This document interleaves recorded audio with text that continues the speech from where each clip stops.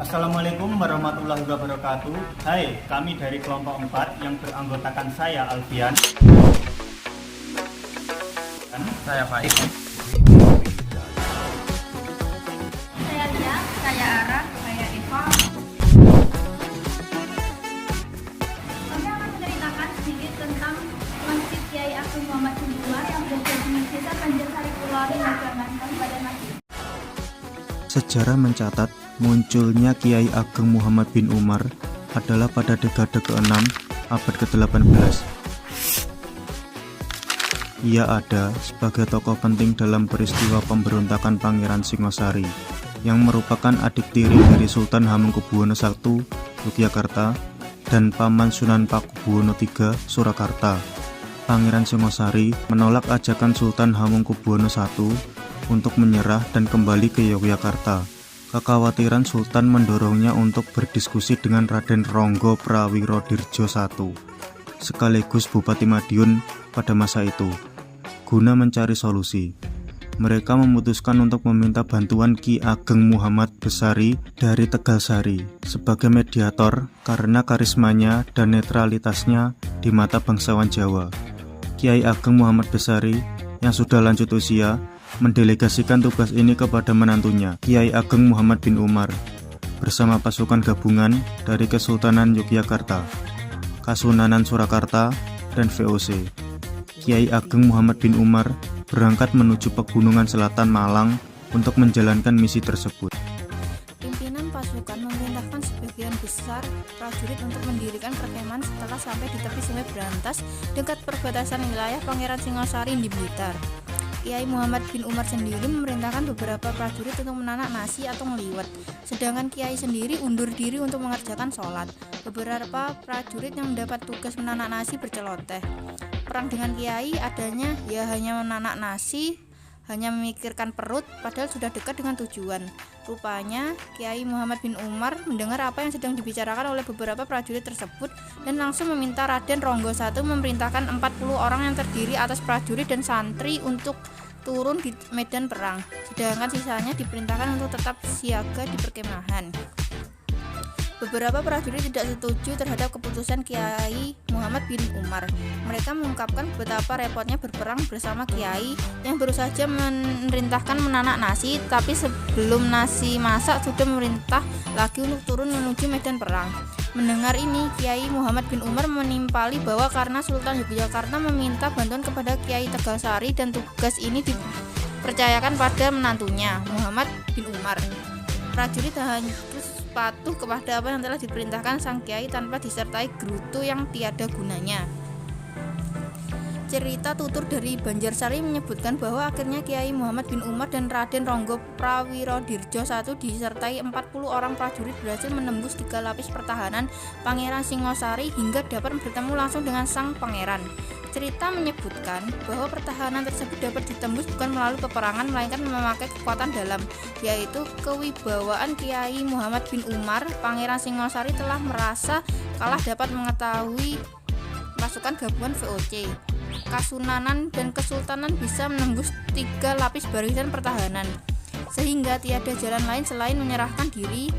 Dalam pandangan Pangeran Singosari, prajurit yang sebelumnya ditugaskan pada 3 lapis pertahanan telah digantikan oleh anak-anak kecil membuat cutik atau belahan bambu dan panah kecil, serta berpakaian mirip pasukan gabungan di bawah pimpinan Raden Ronggo Prawirodirjo I dan Kiai Muhammad bin Umar. Namun setelah Pangeran Singosari keluar dari markas pertahanannya, dia sadar bahwa anak-anak kecil dalam penglihatannya tadi tidak lain adalah prajuritnya sendiri. Pada titik ini, Pangeran Singosari sadar telah kalah di bawah dari Kiai Muhammad bin Umar. Hal tersebut merupakan pengejawantahan dari filosofi nasi liwet, ngeliwet bermakna lewat selamat, yang sebelumnya sampai dijadikan perintah agar dipasak para prajurit oleh Kiai Muhammad bin Umar. Pangeran kemudian bersedia menyerah pada 16 Juli 1768 dengan mengajukan beberapa syarat yang harus dipenuhi. Salah satunya dia bersedia untuk menyerahkan diri dan dibawa menghadap Sultan Hamengkubuwono I di Yogyakarta tanpa dirangket atau diborgol. Kiai Muhammad bin Umar juga bersedia menjamin keselamatan Pangeran Singosari bahwa Sultan tidak akan menjatuhkan hukuman mati kepadanya.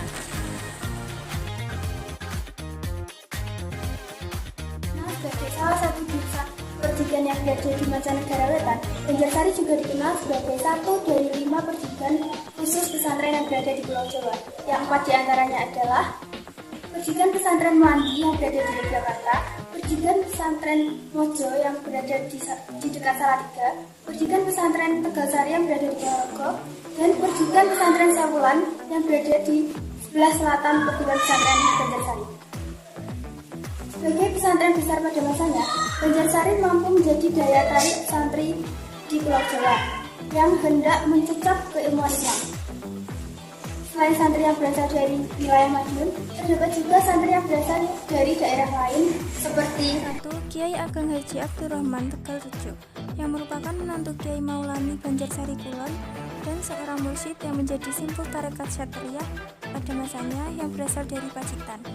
2. Kiai Abdul Razak, putra Bupati Limbangan Garut Jawa Barat dan pendiri pesantren Bajemuk Kebonsari Madiun. 3. Kiai Akramuddin, santri sekaligus menantu Kiai Ageng Muhammad bin Umar yang berasal dari Cirebon. 4. Sunan Waliullah dari Sukawati atau Sragen sekarang. 5. Kanjeng Kiai Pengulu Tafsir Anom 5, Pengulu Ageng Keraton Surakarta. 6. Kiai Buyul, santri dan cucu menantu Kiai Ageng Muhammad bin Umar dari Melanggi, Yogyakarta. Dan 7. Mas Kiai Haji Imam Ghazali, santri sekaligus menantu Kiai Tafsir Anom 1 yang berasal dari Tuyuhan Rembang dan masih terhitung sebagai keturunan dari Mbah Samu Lasem. Tokoh Mas Kiai Haji Imam Ghazali tersebut kelak menjabat sebagai Kepala Penghulu Kabupaten Madiun tahun 1846 sampai 1878 dan menurunkan banyak pejabat Rep ke Pangulon di wilayah Madiun dan sekitarnya.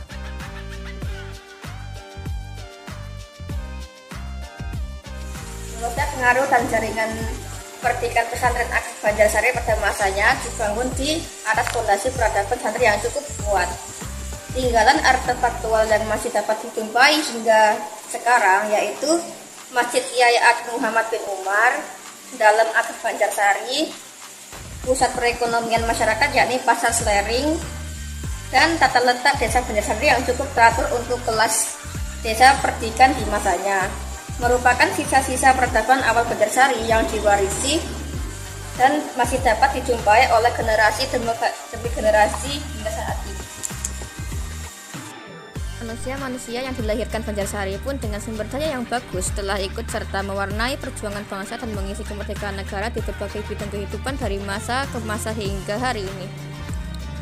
Putra-putri terbaik Banjarsari dan keturunannya tersebut jika boleh disebutkan sebagiannya saja yaitu Kiai Haji Ali Imron, Kiai Muhammad Baitlawi, Kiai Haji Muhammad Basori atau Kiai Maulani, Kiai Haji Abdul Latif, Ki Mangunarso, Profesor Dr. KRT Muhammad Saleh Mangundiningrat, Ki Subaron atau yang dikenal dengan Doro Baron, Sujatmoko, Popi Syahrir, Suharsi Kin Cokroaminoto, Utari Cokroaminoto, Kiai Raden Mas Husain Hadikusumo, Susilo Bambang Yudhoyono, Kiai Imam Muryad Mutakin, Nyai Hajah Siti Abidah Mufariha, Syekh Izzuddin Misri, Kiai Haji Muhammad Nurul Islam, Dr. Kiai Haji Mustafa, dan Kiai Haji Agus Mustafa Izzuddin, serta masih banyak tokoh lainnya di berbagai bidang dengan tidak mengurangi rasa hormat, tidak bisa disebutkan satu persatu.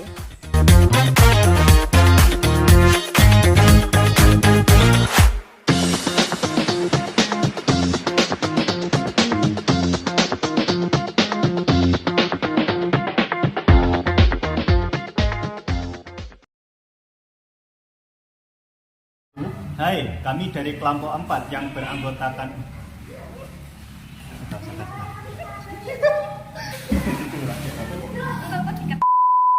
Kami akan menceritakan sedikit tentang Masjid Kiai Ageng Muhammad bin Umar yang berada di Banjarsari. Dan lanjut di Desa Banjarsari Kulon, Kecamatan Dagangan, ngono ta. Banjarkali. Banjarsari.